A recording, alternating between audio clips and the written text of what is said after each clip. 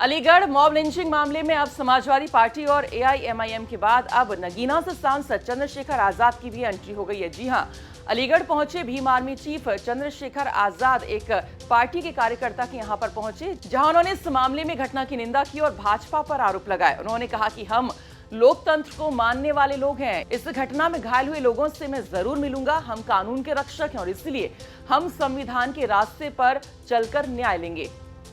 भीड़ तंत्र में उन्होंने कहा कि हम विश्वास नहीं करते। साथ ही चंद्रशेखर आजाद ने यह भी कहा कि अगर ऐसा करते तो हमारे पास भी काफी हुजूम है, काफी बड़ा हुजूम है, जिनको ले जाकर हम जो मर्जी कर सकते हैं, लेकिन हम ऐसा नहीं करते हैं, ना करेंगे, क्योंकि ये देश संविधान से चलेगा, ना कि सामंतवाद से। सुनिए चंद्रशेखर आजाद ने और क्या कुछ कहा। कल अलीगढ़ में जो हुआ वो भी आपसे छिपा हुआ नहीं। जो दूसरी घटना है, किस तरह से 3 मुस्लिम बच्चों को पीटा गया, ये भी 4, और ये भी एक सच है कि उन्होंने अपने कागज भी दिखाए, जहां से वो लेके आए वहां की पर्ची भी दिखाई। वो खुद में मीट व्यापारी हैं, ये बात भी उन्होंने सबके सामने रखी।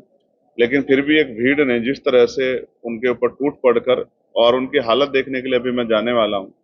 अभी जब हम सीधे जा रहे थे तो पता लगा था कि डॉक्टर उनको चेक कर रहे हैं, इसलिए मैंने सोचा कि थोड़ा सा रुक जाते हैं।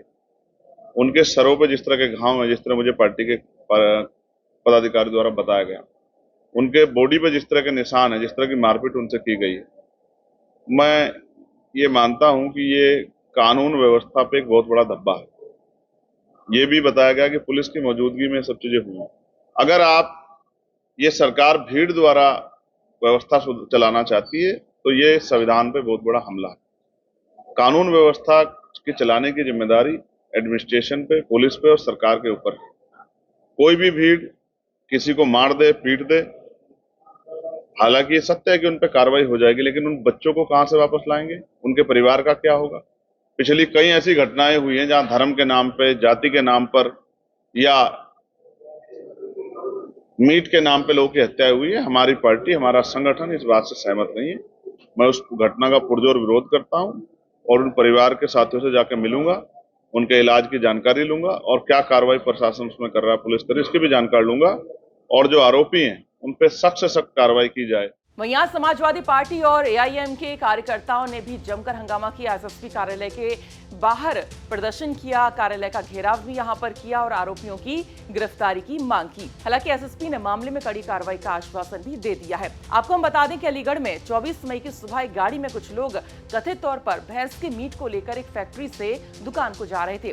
कदीम अली अरबाज और गाड़ी ड्राइवर जब गाड़ी लेकर अलीगढ़ के अकराबाद के पैनेठी गांव पहुंचे तो स्वयं वो हिंदूवादी संगठन के लोगों ने गाड़ी को घेर लिया। आरोप है कि उसके बाद पहले इन लोगों से 50,000 रुपए की दलाली की इन लोगों ने मांग की थी और जब पैसा देने से इनकार कर दिया तो इन लोगों ने कदीम अली और अरबाज और गाड़ी ड्राइवर को उतारकर भयानक तरीके से मारा।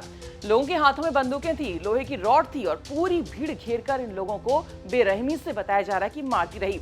लेकिन किसी ने ये जानने की कोशिश भी नहीं की कि आखिर गाड़ी में जा रहा मांस आखिरकार किसका था।